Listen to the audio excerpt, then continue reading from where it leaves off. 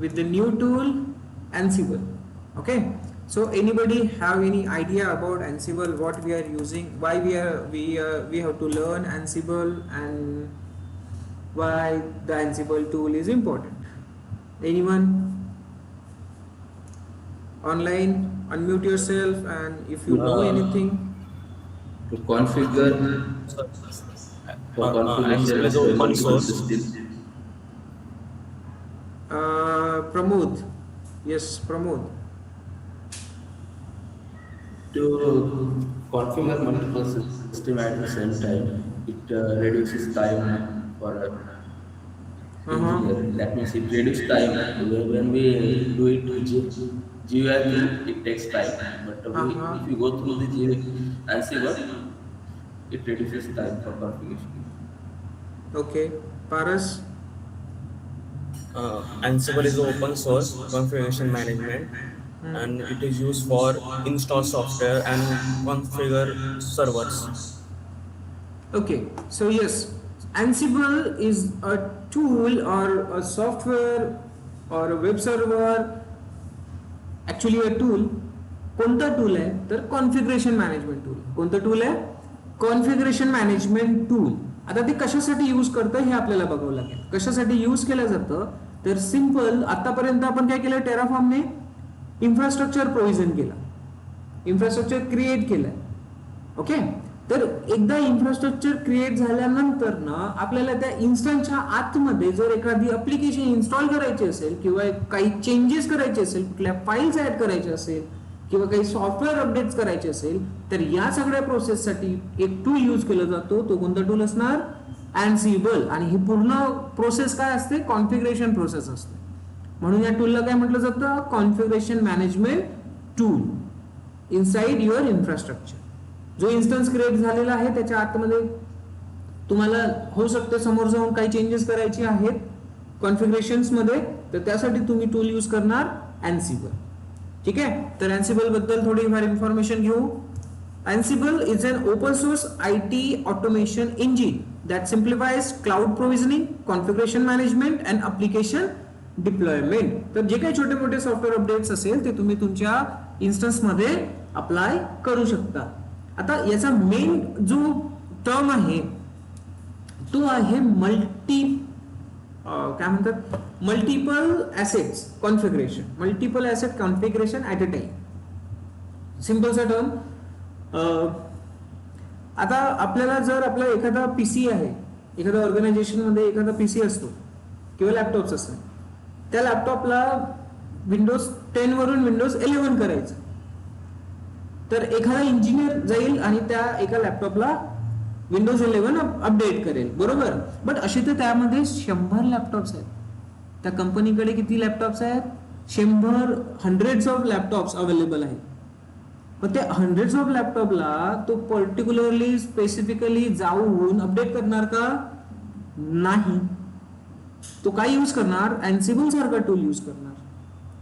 तर Ansible ने काय होणार? तो Ansible ने तो हंड्रेड्स ऑफ पीसीजला, लॅपटॉप्सला कनेक्ट करू शकतो अँड देन त्यावर विंडोज 11 पुश करू शकतो. कळलं का? So hundreds of PCs, laptops you can manage, you can update with the help of tool that's nothing but a configuration management tool, Ansible. Ansibleच आहे असं नाहीये, मार्केटमध्ये मल्टिपल टूल्स मिळणार तुम्हाला. आता आपण Ansible लर्न करतोय, होऊ शकते दुसरे कुठले ऑर्गनायझेशन दुसरा टूल यूज करत असेल, but Ansible is the popular one and updated one. तर Ansible काय आहे, कशासाठी यूज करतात ते समजलं? कळलं एवढं? ठीक आहे. तर त्यामध्येच आपल्याला आणखी याचे इम्पॉर्टन्स समजून घ्यायचे, काय असणार, कसं असणार.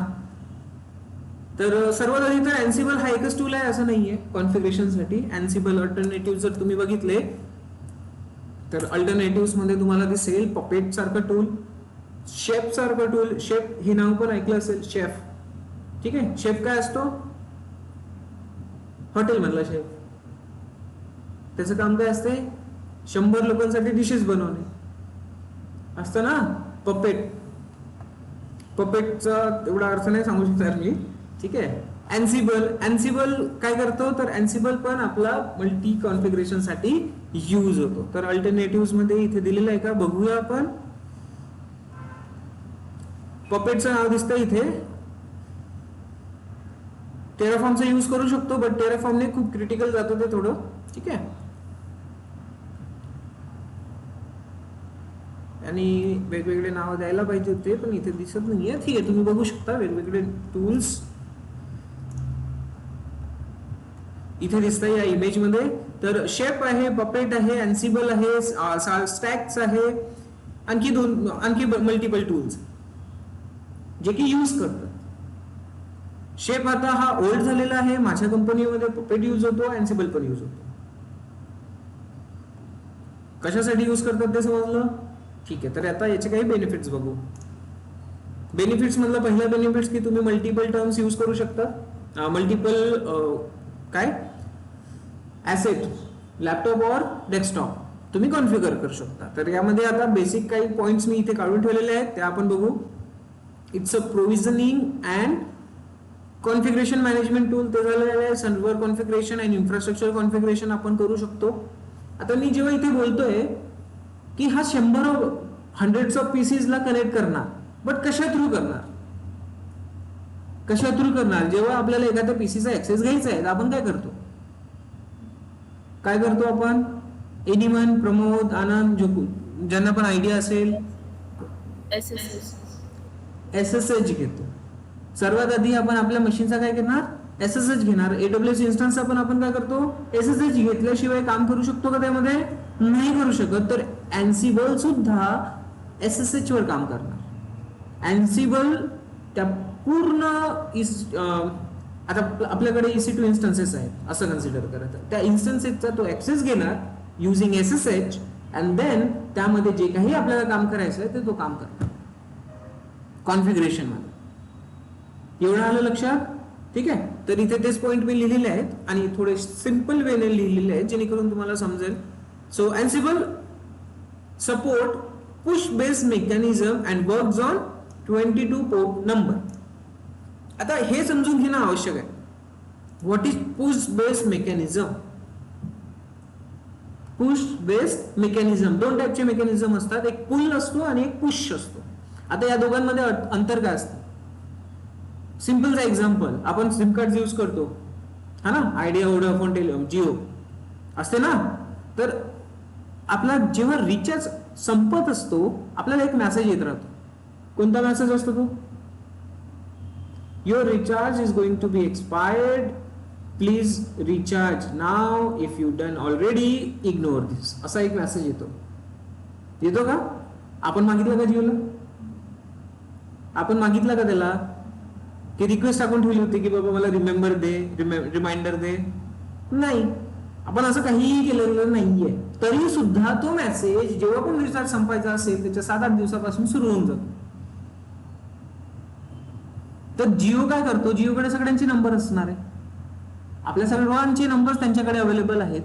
तर तो जेव्हा फिल्टर मारतो की या लोकांचे रिचार्ज संपणार आहेत, याचा एक कॉमन मेसेज असतो. तो कॉमन मेसेज सर्वांना तो ब्रॉडकास्ट करतो,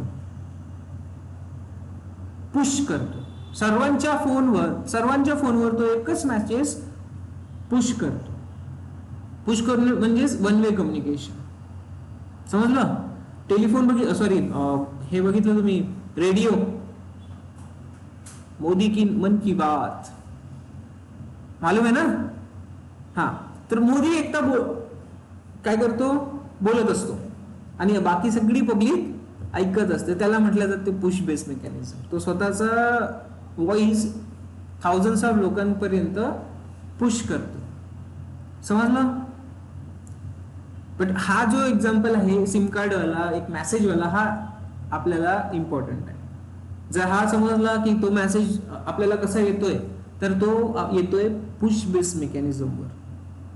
कळलं का काय म्हटलं जातं त्याला. एक मेसेज त्यांच्याकडे ऑलरेडी आहे, नंबर्स आपले ऑलरेडी आहे, तो काय करतो, सिम्पल मेसेज आहे, आपल्याला आवश्यक नाहीये त्या मेसेजची, तरी पण संपलं तर संपलं, मारणार मी एखाद्या दिवशी रिचार्ज, बरोबर ना.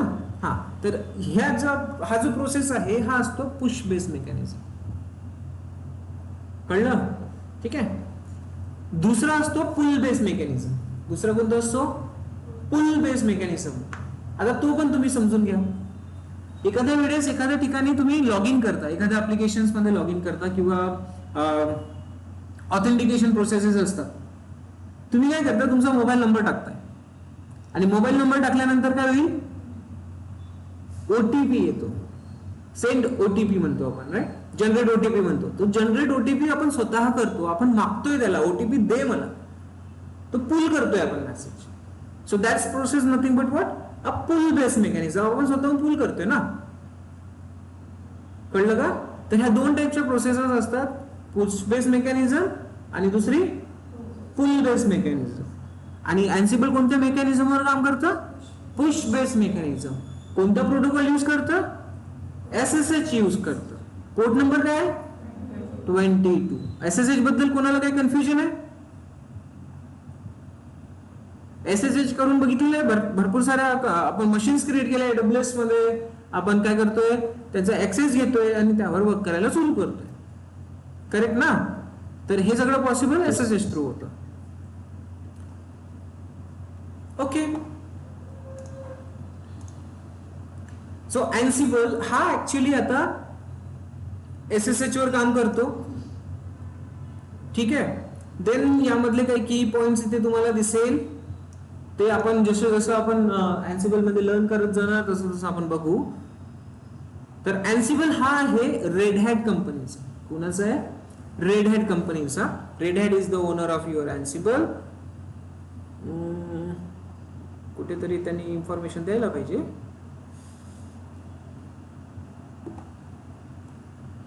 सर तिथं साईडला दाखवत होतं रेड हॅट वगैरे. हा इकडे दिलेलं आहे, बट ते विकिपीडिया सारखं पेज येतं. Red Hat Ansible automation platform फर्स्टच दिस. हा तर yes, the owner of Ansible, who is owner of अँसिबल?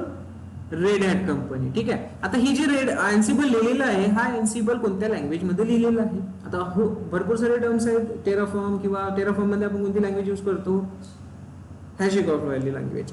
तर भरपूर सारे जे सॉफ्टवेअर्स बनतात किंवा टूल्स बनतात त्यांचा प्लॅटफॉर्म एक असतो. ठीक आहे. त्या कोणत्या कोणत्या लँग्वेज मध्ये बनलेले असतात. तर अँसिबल हा पायथन लँग्वेज मध्ये बनलेला आहे. तर अँसिबलला जर वर्क करायचं असेल तर पायथन रिक्वायर्ड राहणार. ठीक आहे.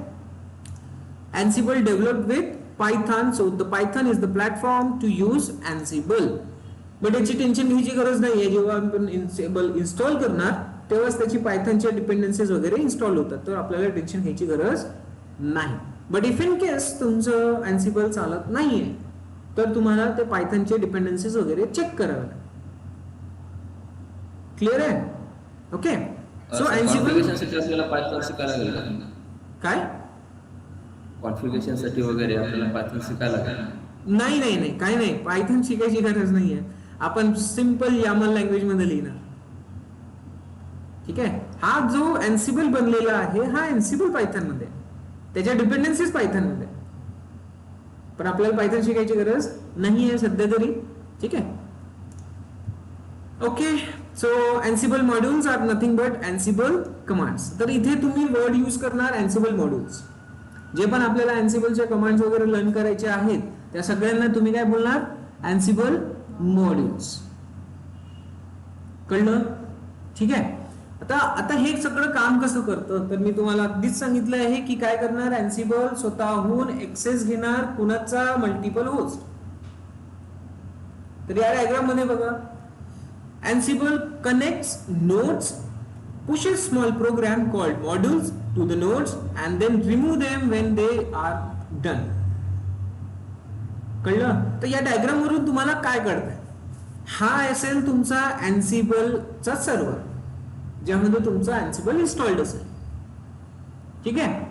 अँसिबल सर्व्हर आहे त्याला तुम्ही काय म्हणणार? आता इथे तुम्ही थोडे दोन वर्ड्स लक्षात घ्या, नोड आणि होस्ट. अँसिबल सर्व्हर आणि होस्ट सर्व्हर. अँसिबल नोड और सर्व्हर आणि दुसरा कोण असेल? Host machine. म्हणजे जे पण आपल्याकडे लॅपटॉप्स अवेलेबल आहे त्यांना आपण काय बोलणार? होस्ट बोलणार. EC2 इन्स्टन्स अवेलेबल आहे, एक किंवा एक पेक्षा जास्त. त्यांना काय बोलणार आपण, होस्ट मशीन्स बोलणार. तर आपला होस्ट 1, होस्ट 2 म्हणजे 2 लॅपटॉप्स आहेत किंवा नंबर ऑफ लॅपटॉप्स अवेलेबल आहे ज्यांच्यावर आपल्याला कॉन्फिगरेशन अप्लाय करायची. ठीक आहे. ओके सर, हे कशाने पॉसिबल होईल, तर हे कशाने पॉसिबल होईल, तर SSH थ्रू पॉसिबल होईल, जेणेकरून तो SSH ने या होस्ट 1 ला कनेक्ट करणार आणि आपला जो काही कॉन्फिगरेशन असेल तो तिथे पुश करणार. ठीक आहे. ओके, तुम्ही यामध्ये ग्रुप पण बनवून ठेवू शकता. जसं की सेल्स टीमचे 10 लॅपटॉप्स, त्यांचे सॉफ्टवेअर वेगळे, आणखी मार्केटिंग टीमचे 10 लॅपटॉप्स, त्यांचे सॉफ्टवेअर वेगळे. तर दोघांवर आपल्याला वेगवेगळा डेटा पुश करावा लागेल. तर ग्रुप पण आपण इथे क्रिएट करू शकतो. तर इथे तुम्हाला दिसेल ग्रुप ए, ग्रुप बी दिलेला आहे. ठीक आहे. तर या टर्मने पण तुम्ही सॉफ्टवेअर अपडेट करू शकता. देन सर SSH तर घेणार आपण. हे आपण काय करतोय, तर आपण एक Ansibleचं आर्किटेक्चर बघतोय. काय बघतोय, Ansibleचं आर्किटेक्चर बघतोय, Ansibleचा वर्कफ्लो बघतोय की काम कसं होतं, Ansible कसं काम करतं, कळतंय. ठीक आहे. तर Ansible कनेक्ट करतोय SSH ने. बट आता मला सांगा SSH आपण घेतो कसं, SSH साठी रिक्वायर्ड गोष्टी काय असतात. पब्लिक IP आणि की पेअर. येस, IP ऍड्रेस आवश्यक असेल, करता ना SSH. देन तुमचं की पेअर असेल, ID_R असेल. देन त्यानंतर तुम्ही काय देता, युजर नेम टाकून @IP ऍड्रेस लिहिता की नाही, नॉर्मल सी टर्म लिहिता ना. तर ती टर्म आता IP ऍड्रेस आणि होस्ट नेम वगैरे याच्याकडे पाहिजे Ansible कडे, कारण कनेक्ट करावं लागेल. की पेअर पण पाहिजे, कनेक्ट करावं लागेल.